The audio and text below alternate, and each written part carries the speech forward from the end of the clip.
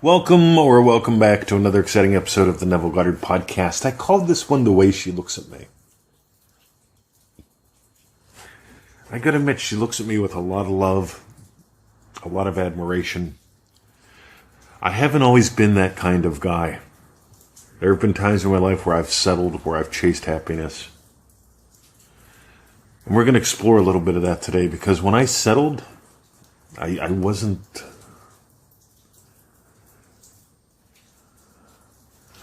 They talk about the law of attraction.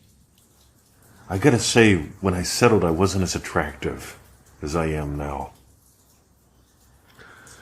When you have mission, you become magnetic. And the way that she looks at me reveals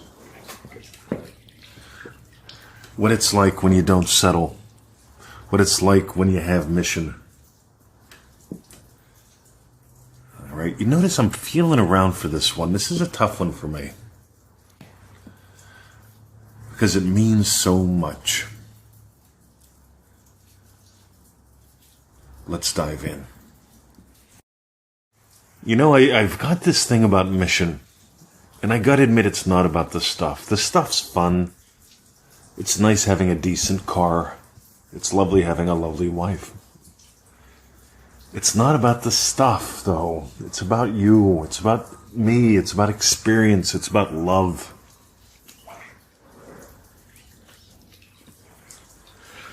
I settled so many times in my life. I mentioned no 7-year-old wants to grow up and be a prison guard. I have yet to meet one. Right? I've met a lot of 7-year-olds in my life. I was a 7-year-old in my life. And I had no plans on becoming a prison guard. Somewhere along the way, I decided to become a police officer. Then I settled. I found being a cop was tough. Back in the late 80s in Pennsylvania, I mean, most of us started out with part-time jobs, 2 or 3 departments, hustling just to get by, making barely above minimum wage. And you dreamed about getting the full-time job. Well, I gave up and became a prison guard. I settled. Becoming a prison guard, I mean, I made a whopping $7.75 an hour back then. They cut our wages from like $11.25 starting out to $7.75 when I was halfway through the hiring process. In other words, screwed. But I decided, well, it's a full-time job. It's got benefits. I'm getting married, all that good shit. So I took the job. I settled. I settled a lot. There were some things I didn't settle for. You know, back when I decided to be a black belt in Kempo Karate, I was like 12 years old. And I decided to be a black belt in Kempo Karate, and my first instructor quit when I was a yellow belt. Then he resumed for a while, and I got my blue off of him. And then he quit again. He was a quitter. Good guy, though. Then I met a fellow named Lin that taught me another martial art, Kun Tao. It was very closely related to Kempo, so that was cool. Then I found my old instructor's instructor, Bob. Through him, I got up to my second. Then I went to Bob's instructor, Nick. And so on and so forth. Anyway, being a 5th degree black belt later, I didn't settle for that. I also explored some other cool shit along the way.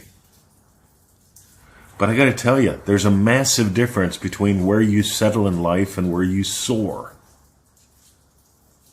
At one point, I met Victoria. I chose not to settle. I could have just, you can't imagine the legal hassles and the logistical hassles of moving around the world, changing citizenship, all that bullshit. There was a lot. Right? First 2 years of our lives together, they call that the honeymoon phase. Well, the honeymoon phase was faced with all this stuff, building a business. See, I decided a couple things. When I met her, I decided I would not settle one more time. I drew a line in the sand. And I decided, what do I want to do?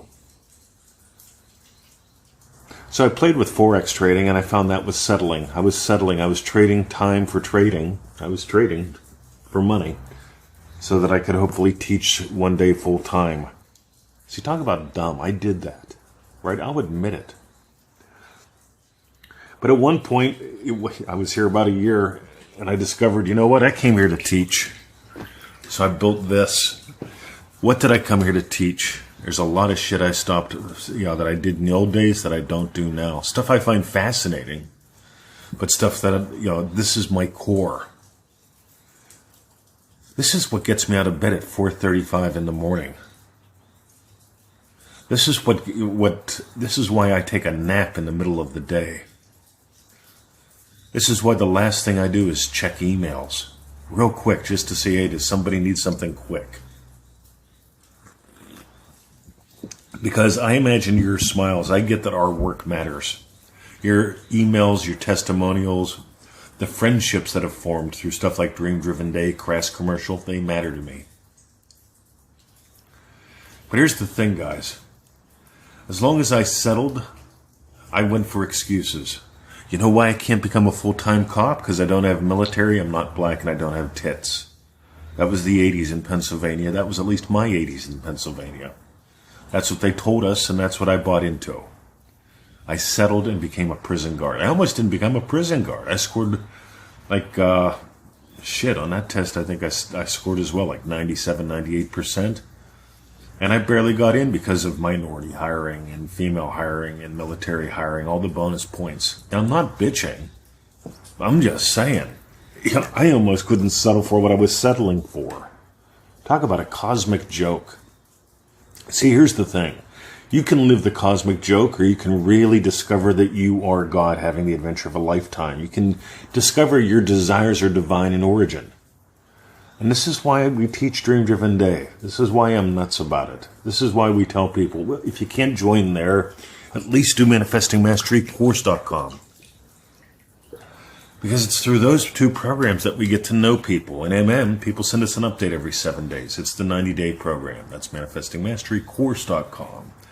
On the other hand, in Dream Driven Day, we take 30 people, 30 days of play, 3 live group calls, private little Facebook group.